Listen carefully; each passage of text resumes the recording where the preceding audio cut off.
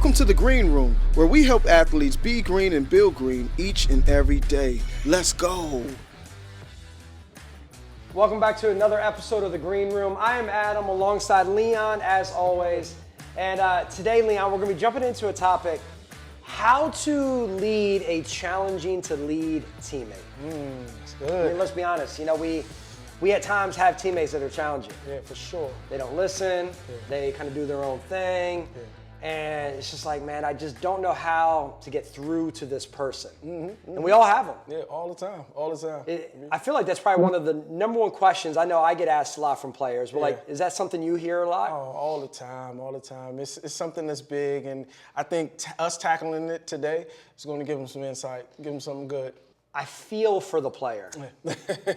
when they come at us like that, and they're like, man, I don't know how to, what should I do? Like, they just don't listen. I feel for it because you can actually see the genuineness in the player. Yeah. That they want to get it right. Yeah, for sure. And they want to help us win, and they want to move things forward, but there's just this individual, and now what do you do? We've got 4 things I'm going to share that I think are going to challenge the thought process. We recently recorded an episode on the need to build a relationship. Yeah, that's good. Yeah. When we get into this conversation, or a player says, hey, how do I best lead them? My first question, tell me about your relationship. Yeah, how close are you? Do you know them like that? Or is it surface level? Is it a deep connection? Those are important questions to ask. Like, that is the first thing we have to explore. Yeah, for sure. And I say, like, if you don't know them like that, if you recall from our old previous episode, the like that dynamic, if you don't know them like that, then I'm not even going to give you any additional strategies on how to do anything. Yeah, start there. And I will actually say, listen, hey, I want to help you lead that person too. I want to help you get that person right. Yeah. But it's a process. Yeah, for sure. We can't just jump in out of the blue. I think about the work that we do. I've made a little personal kind of decision that I don't individually lead athletes on the teams I work with until about the 3rd or 4th session. Yeah. Right? Like, so a new team brings us in, I'm working with the team, and, if I don't really know them like that. They don't know me that well. I'm building rapport. A coach may give us a little heads up in advance, like, hey, all right, so here's the scoop on the team. We made it to the 3rd round last year. We've got a lot of returning seniors. I've got these 2 players that are a little challenging. I'm certainly going to need your help with them. You'll hear conversations like that, right? And I'm like, all right, bet, got it. Yeah, I see. I understand what we're trying to do. I understand who the players are, who the people we need to get. I can't even get there yet. Until we start getting the relationship going. So the first couple sessions, I'm just building rapport. So if you're an athlete, that's the first question. That's the first place. What is your relationship like with that player? I understand they're challenging. If you don't know them like that, just spend the next couple weeks just investing. Yeah, because you have to learn how someone needs to be led. Right? You have to learn that first. You can't assume. So I'm assuming that, when you're going in with those sessions, the first 3 sessions is you're just learning them. Just vibing a little bit. I'm trying to build some trust. Because if I am going to kind of have conversations with them, if I am going to step out to try to lead them, they got to receive it. Yep, for sure. They need to know me like that. They have to trust me that, like, I am a good dude, and I've got their best interests, and I'm credible, and all these different things. So the relationship. So first step for an athlete, trying to lead a difficult player, assess the relationship. That's good. Now, let's say it is like that. You do have a good relationship with that player. They're just still really challenging. Oh, man. Let's go deeper on that one. Let's go deeper. So here's additional strategies. First, as the relationship. Second, take some time at some point over the next week or so to invite them to lead you. Oh, that's good. I like that. To invite them to lead you. And why do you say that, though? I think I know, but why do you say that? Because, I want to start establishing this relationship that, like, man, we're here to help each other get better. And this isn't going to just be me picking on you or me calling you out like I'm above you or I'm better than you or I know it all and I'm perfect and you're not and you're the problem. No, I'm going to open up and try to create this kind of dynamic in our relationship that we look out for each other. But I'm going to start by asking you to look out for me. That's good. Because, like, there's a common phrase, I'm not going to ask you to do anything I'm not willing to do myself. So if I want you to get better, which I do, well, I'm going to set the tone. Yeah. I'm going to set the example. I'm going to say, listen, I need you to call me out. Yeah. And it'll happen in a natural conversation. I'll just, you know, maybe you as a teammate, you're sitting there and, you know, you're lifting.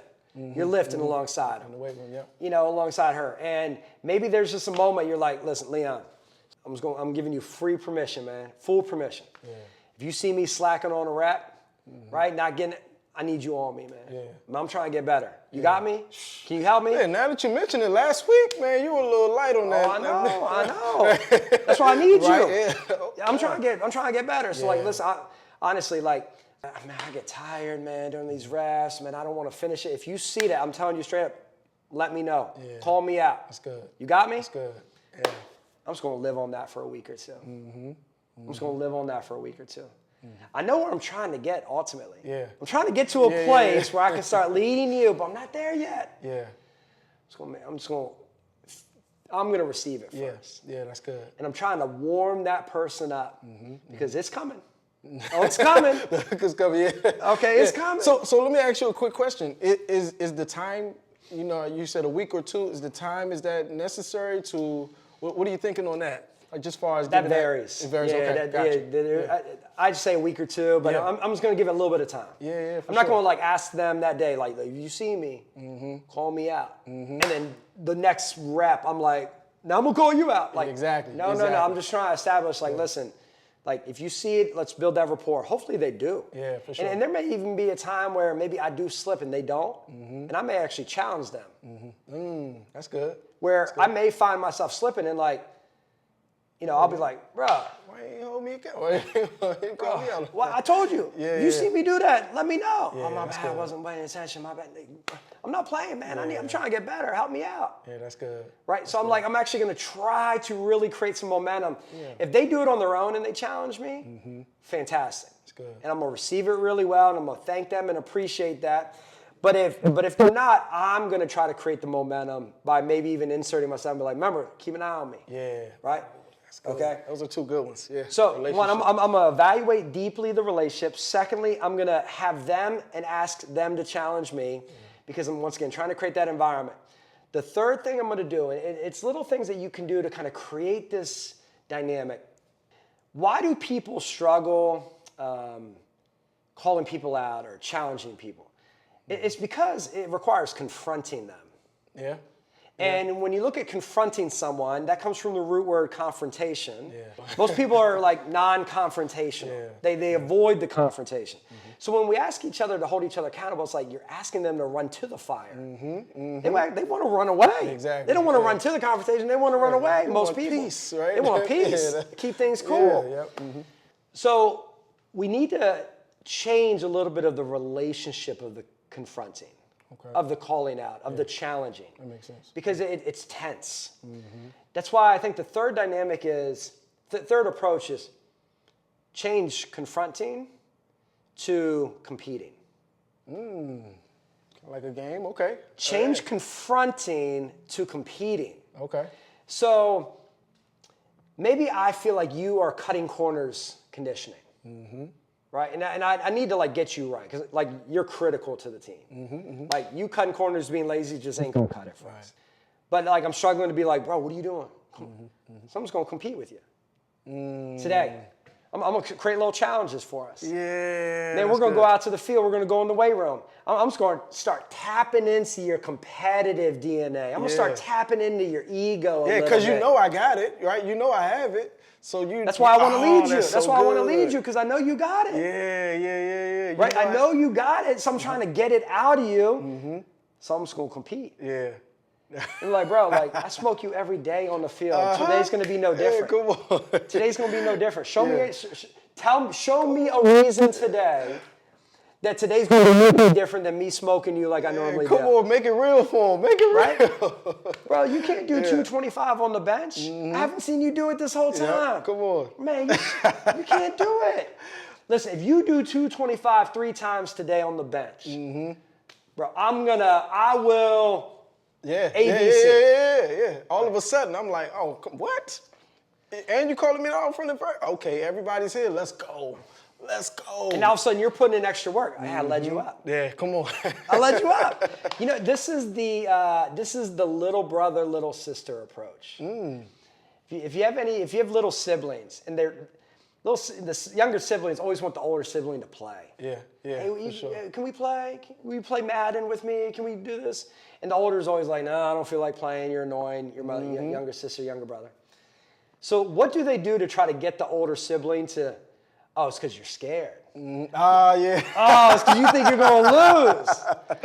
You think they start throwing these little jabs at you to try to tap into your little competitive DNA. Yeah. Oh, you think you can beat me? Oh, I'll show you. And the whole time they're just like, got you. Yeah, for sure. I wanted you to play. Now you're playing.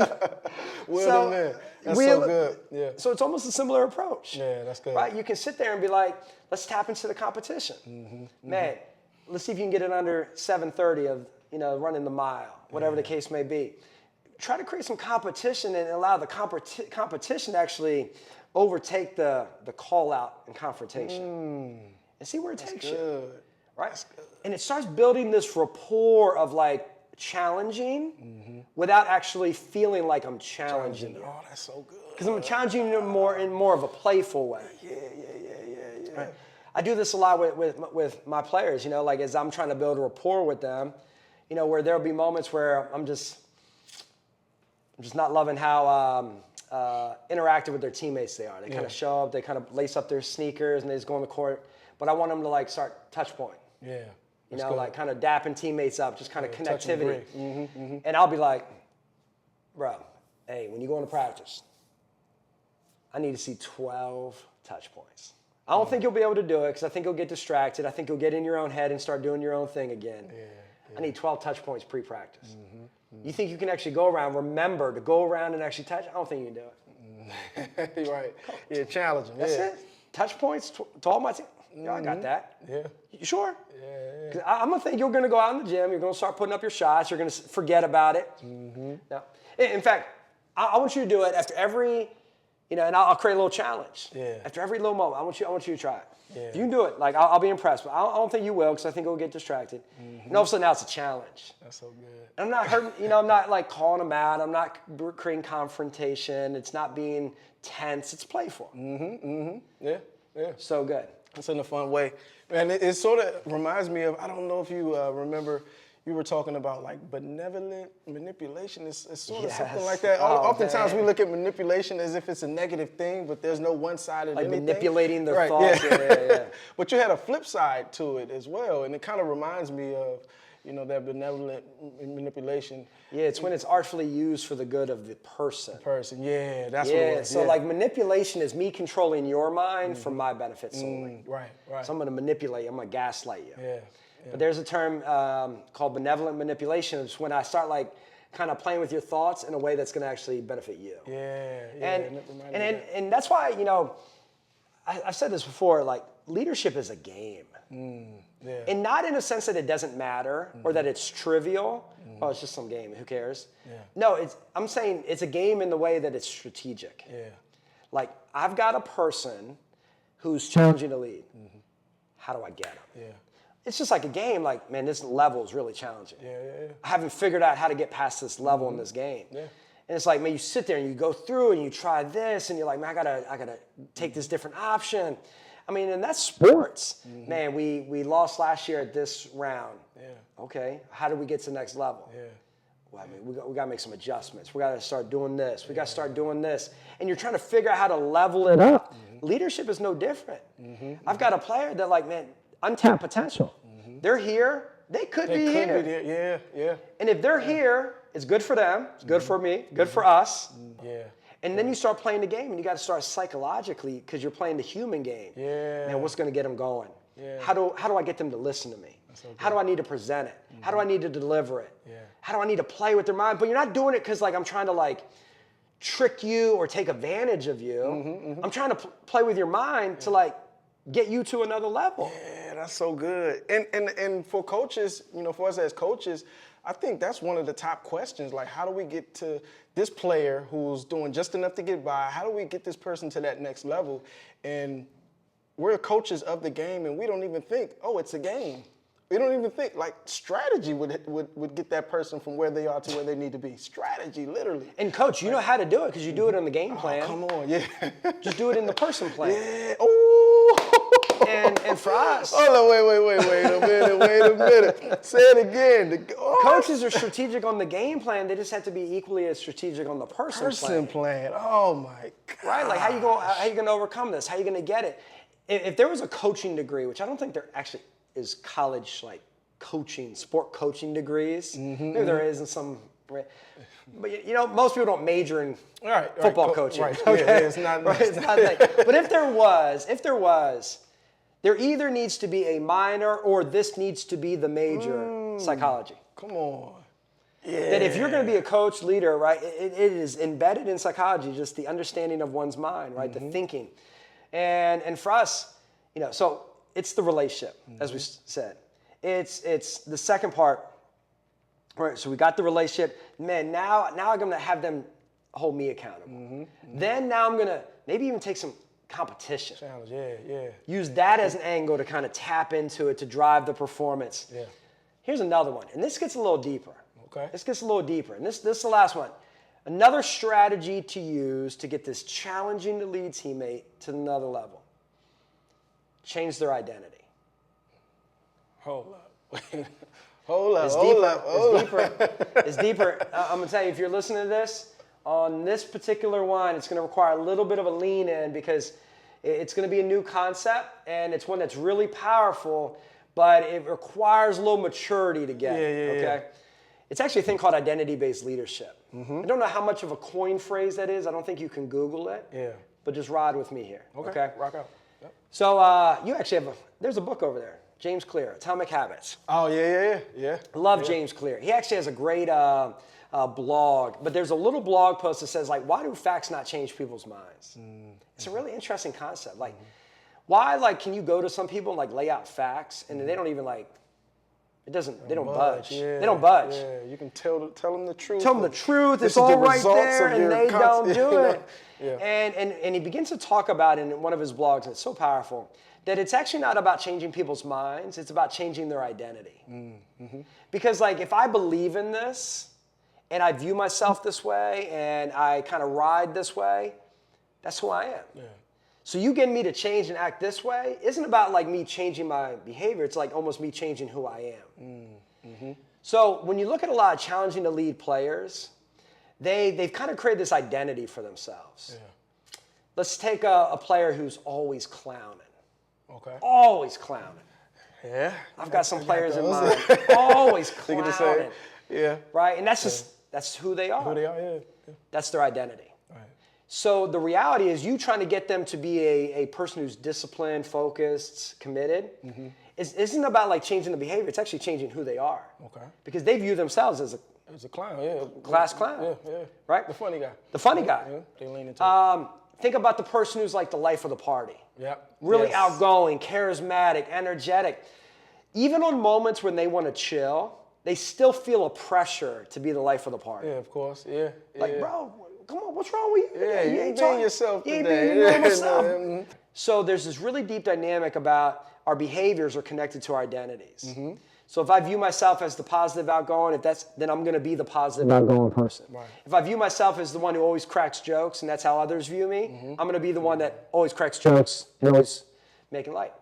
So if I've got a player who's challenging to lead because, I don't know, maybe they clown too much.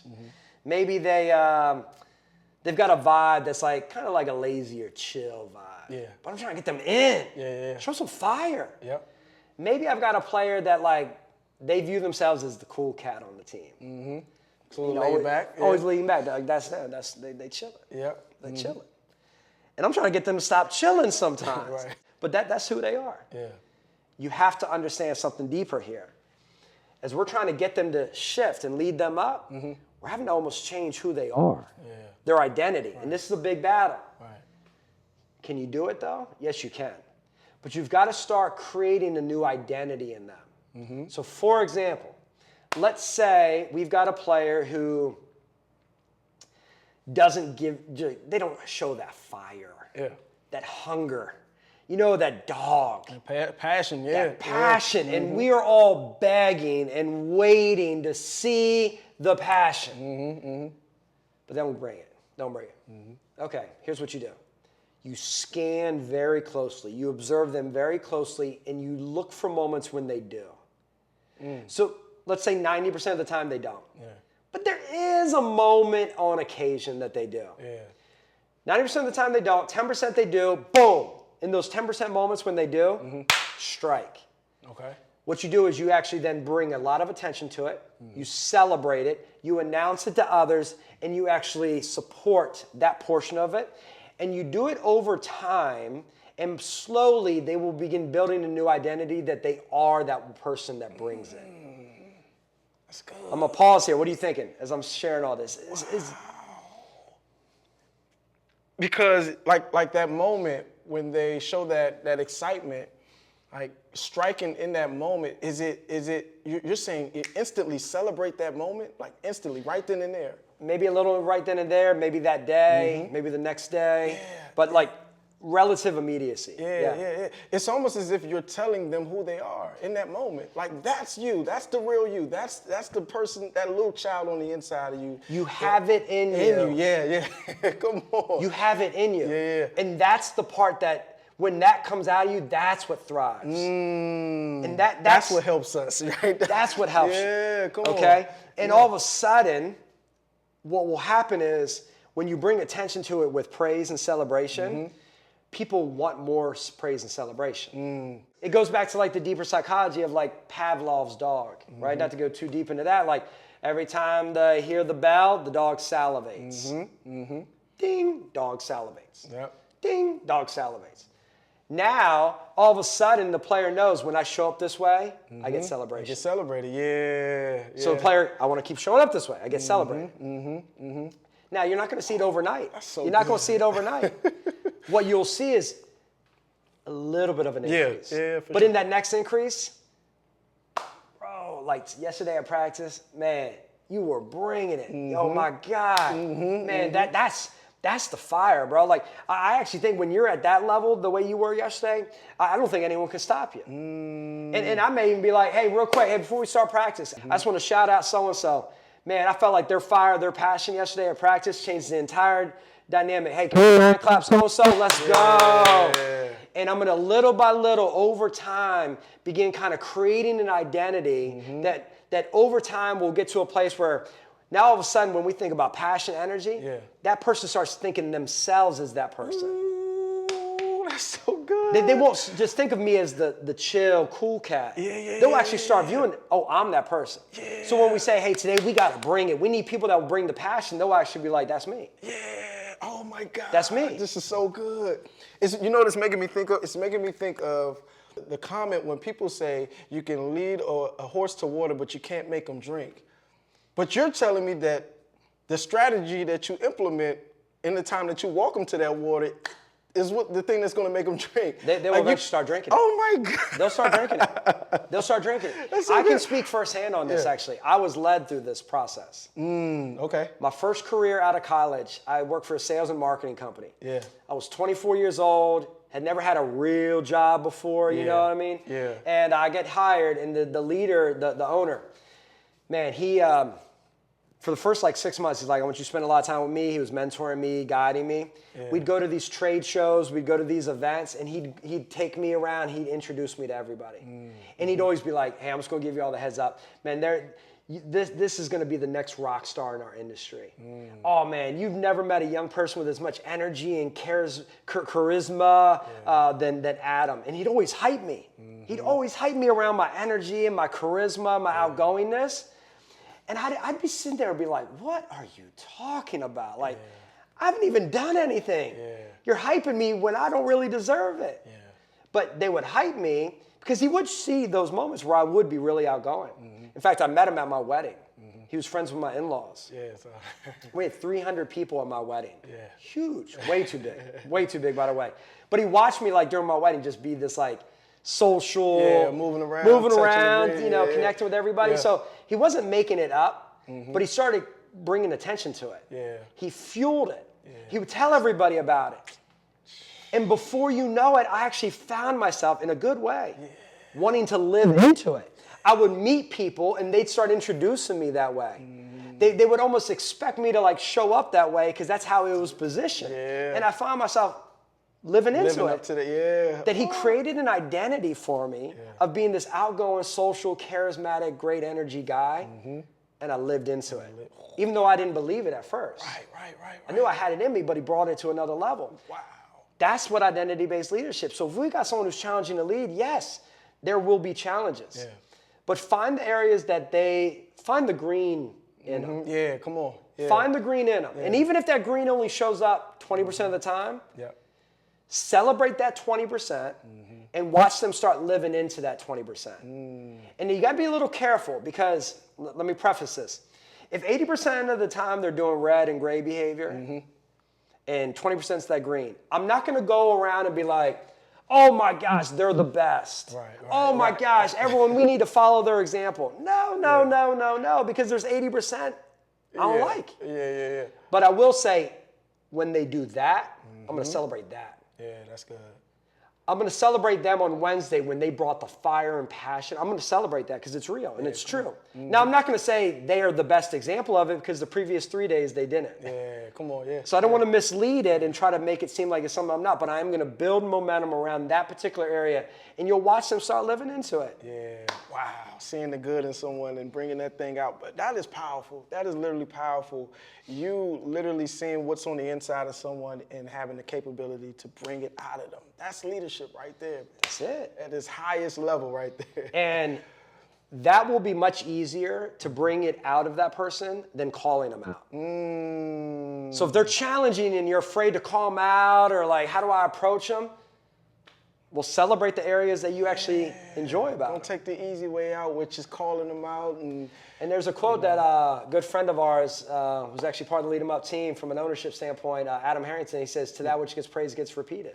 That's good. To that which gets praised gets repeated. Yeah, you keep on praising it. These certain areas, you won't see more of it. So I think there's 4 things when we're thinking about this. We all have individuals that are difficult to lead. I mean, that will live with you forever, right? But if we're trying to get them to a green level and they're in this reddish gray area, first, build the relationship, evaluate it, see where it's at, build it really, really strong. Secondly, have them challenge you. Show them that you're not off limits. Invite them, which will then later down the road allow you a door opening to challenge them. 3, create a competition with them.